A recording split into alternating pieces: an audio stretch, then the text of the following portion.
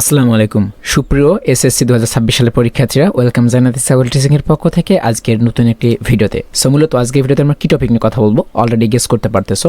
তো কথাটা হচ্ছে যে যারা এসএসসি 26 সালের পরীক্ষার্থী রয়েছে, তোমাদের পরীক্ষা নিয়ে শিক্ষা বোর্ড থেকে, শিক্ষা মন্ত্রণালয় থেকে, শিক্ষা যিনি মন্ত্রী রয়েছেন আমাদের এই হোসেনুল হক কবির মিলন, তিনি একটা করা বার্তা দিয়েছেন। তো তার বার্তাগুলো কি কি অলরেডি তোমরা সবাই জানো যে আসলে তিনি কি কি বার্তাগুলো দিতেছেন। ইভেন্ট আমরা কয়েকটা নিউজ অলরেডি পেয়ে যাইতেছি যে ডেইলি ক্যাম্পাস থেকে কয়েকটা নিউজ তোমাদের বলতেছি এবং ঢাকা বোর্ডের যে শিক্ষা বোর্ডের ওয়েবসাইটে এখানে এসএসসি কর্মীদের আসার পর তোমরা এসএসসি পরীক্ষা নিয়ে তারা বিশেষ কয়েকটি নীতিমালা দিয়েছে। তো এখন এবারে নীতিমালাগুলো একটু ভিন্ন। এটা এপ্রিল 12 তারিখে একটা নীতিমালা প্রকাশ করেছে। দেখো তোমাদেরকে বলে দিছে, দেখো এর আগে কিন্তু এরকম কোনো কিছু ডিজাইন ফেজাইন এগুলো কিন্তু ছিল না, বাট এবারে কিন্তু তারা অন্যান্য ডিজাইনগুলো কিন্তু করেছে। ওকে, দেখো মাধ্যমিক ইসলামী শিক্ষা বোর্ড ঢাকা তারা কয়েকটা দিয়েছে, তোমাদেরকে কয়েকটা বিষয়পত্র তারা দিয়ে দিয়েছে। পরীক্ষার আবেদন পূরণের জন্য ছাত্রছাত্রীদের যোগ্যতা থাকতে হবে, রেজিস্ট্রেশন থাকতে হবে, পরীক্ষা পরিচালনা নিয়মাবলী কেমন করতে হবে, কেন্দ্রের ভারপ্রাপ্ত কর্মকর্তারা কী হবে, কেন্দ্রের সচিবের দায়িত্ব কী, এক কথা এবারে প্রায় 25টার মতো তার টোটাল এই নীতিমালাগুলো ধরে দিয়েছে। এই নীতিমালাগুলো যদি না মানে তাহলে সে কিন্তু আইনানুগভাবে যে প্রক্রিয়া সেটা কিন্তু গ্রহণ করবে। সো এই হোসেনুল হক কবির কী বলেছিলেন এটা অলরেডি তোমরা জানো। যেমন 1980 সনের 42 নম্বর আইন এই অনুযায়ী হবে রেকর্ড সংরক্ষণ, এই কক্ষ কর্তব্যের করণীয় কী থাকবে এইটা একটা। এরপর বহিষ্কৃত পরীক্ষার্থীদের উত্তরপত্র প্রেরণ ওটা দিতে হবে। হল সুপারের দায়িত্বটা কী, সহকারী কেন্দ্র সচিবের দায়িত্ব কী, পরীক্ষা অংশগ্রহণের সিলেবাস, কেন্দ্র সচিবের প্রতি কিছু জরুরি নির্দেশনা, এক কথায় টোটাল 25টা নীতিমালা প্রকাশ করেছে। যে নীতিমালাগুলো খুবই গুরুত্বপূর্ণ তোমাদের জানার জন্য।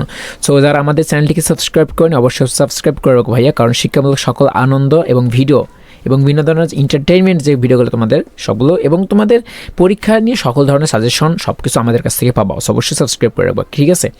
দেখো কী বলছে প্রথমত এখানে কি যে মাধ্যমিক স্কুল সার্টিফিকেট পরীক্ষা অংশগ্রহণ করার ছাত্রছাত্রীদের কিছু শর্ত সমূহ দিয়ে দিয়েছে। পূর্ব শর্ত, পরীক্ষা অংশগ্রহণ করবা বাট তোমাকে কিছু একটা শর্ত ধরে দিয়েছে। 1 নম্বরে কী রাখছে, রেজিস্ট্রেশন নিয়মিত অনিয়মিত পরীক্ষার্থীদের জন্য। রেজিস্ট্রেশন কাদের? নিয়মিত অনিয়মিতের জন্য। কাদের জন্য? যারা পরীক্ষা দিবা তাদেরকে বলা হয়েছে নিয়মিত, যারা আগের বার দিয়েছো ফেল করছো তাদেরকে বলা হয়েছে ভাই এখানে অনিয়মিত। সো এখানে কি বলতেছে দেখো, বোর্ডের অনুমোদিত বিদ্যালয় থেকে 10ম শ্রেণীতে শিক্ষাক্রম সমাপ্তির পর এ বোর্ডের রেজিস্ট্রেশন প্রাপ্ত ছাত্রছাত্রীদের মাধ্যমিক স্কুল সার্টিফিকেট এসএসসি পরীক্ষায় নিজ নিজ বিদ্যালয় থেকে অংশগ্রহণ করার যোগ্য বলে বিবেচিত হবে। অন্তঃবোর্ডের বদলীকৃত ছাত্রছাত্রীদের ক্ষেত্রে এ বোর্ডের রেজিস্ট্রেশন প্রাপ্তির পরীক্ষায় অংশগ্রহণ করার যোগ্য বলে বিবেচিত হবে। পরীক্ষায় আবেদন ফর্ম পূরণের জন্য ছাত্রছাত্রীদের যোগ্যতা, ওকে, অনলাইন আবেদন করতে হবে। অলরেডি তোমরা জানো যারা একমাত্র স্টুডেন্ট তারাই আবেদন করতে পারবা। বোর্ড কর্তৃক এখানে অনলাইনে পূরণ করতে হবে তোমাকে আবেদনটা অবশ্যই। পরীক্ষার আবেদন ও ফর্ম রেজিস্ট্রেশনের তথ্য অবশ্যই মিল থাকতে হবে। এতে ছাত্রছাত্রীদের কোনো তথ্য গরমিল থাকলেও উক্ত গরমিলের কারণে যদি কোনো পরীক্ষা দিয়ে ফল প্রকাশ না করা হয় তবে সংশ্লিষ্ট পরীক্ষার্থী এবং শিক্ষা প্রতিষ্ঠান প্রধান্য দায়ী হবে। তো যাই হোক, অনেক কিছু বলে দিয়েছেন, বয়স বলে দিয়েছেন তারা, এখানে কেমন হতে হবে, পরীক্ষার পরিচালনা নিয়মাবলী, এবারে কিন্তু ভাই অনেক কিছু তারা বলে দিচ্ছে। কেন্দ্রের সচিব, কেন্দ্রের ভারপ্রাপ্ত কর্মকর্তা, কাদের দায়িত্ব কী রকম কী, এবারে অনেক কিছু। সো এবার আমি তোমাদেরকে বলি বিষয়টা, আসন ব্যবস্থা নিয়ে একটু কথা বলি। আসো, পরীক্ষা আরম্ভ হবার পূর্বে কেন্দ্রের ভারপ্রাপ্ত যারা কর্মকর্তা তাদের সাথে আলোচনাপূর্বক পরীক্ষার্থীদের আসন নিম্নরূপ বিন্যাসের প্রয়োজনীয় ব্যবস্থা গ্রহণ করবেন। কেন্দ্রের সকল পরীক্ষার্থীদের আসন ব্যবস্থা করতে হবে। 5 ফুট 6 ফুট লম্বা প্রতি বেঞ্চে 2 জন করে বসার কথা বলছে এবং 4 ফুট লম্বা বেঞ্চে 1 জন করে। তো এটা দেখা যায় যে ম্যাক্সিমাম ক্ষেত্রে একটা বেঞ্চে 2 জন করে বসানো হয়, এই মাথা এবং ও মাথা, ঠিক আছে। মাঝখানে তোমাদের যে সরঞ্জামগুলো থাকে সেগুলো কিন্তু রাখা হয়, বাট ম্যাক্সিমাম ক্ষেত্রে তোমাদের হচ্ছে 2 জন করে বসাতে হবে, এর ব্যতিক্রম করা যাবে না। ওকে, তো প্রতি 20 জন পরীক্ষার্থীর জন্য 1 জন কক্ষ। তাহলে এবারে কিন্তু এটা নিয়ম নতুন, গতবারে কিন্তু এরকম নিয়ম ছিল না, বাট এবারে কেন জানি এই নিয়মটা তারা নিয়ে আসছে।